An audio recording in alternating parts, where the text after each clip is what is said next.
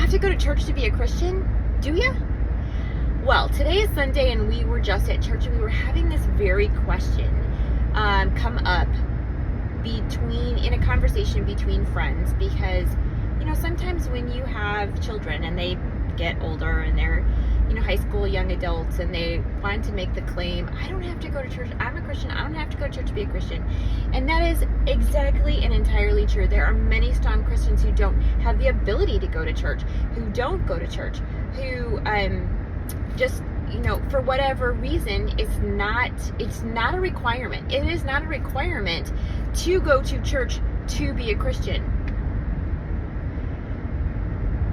But what a privilege it is. And let's talk about that, because then we had an announcement about the persecuted church and it blew my mind. And I'm going to give you some statistics probably in another video about the persecuted church.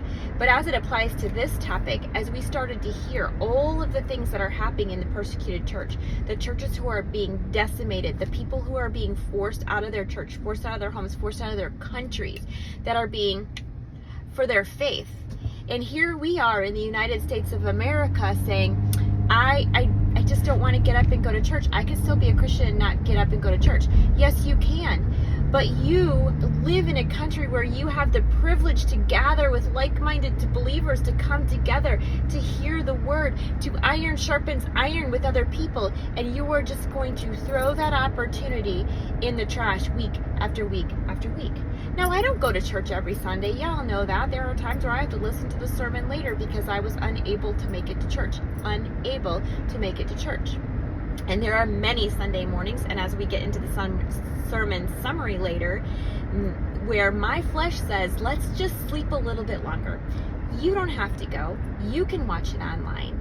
And my flesh and my spirit go to war, and most of the time, church wins. But sometimes it doesn't. And that's okay, as far as the fact as it's not a requirement to go to church.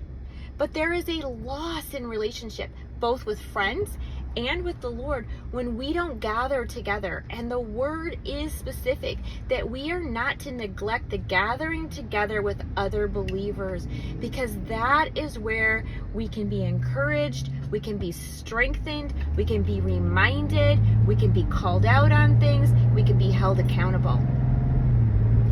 So, do you have to go to church? No, you don't. Should you go to church? Yes, you should. And that is my personal opinion on the matter. Y'all have a great day.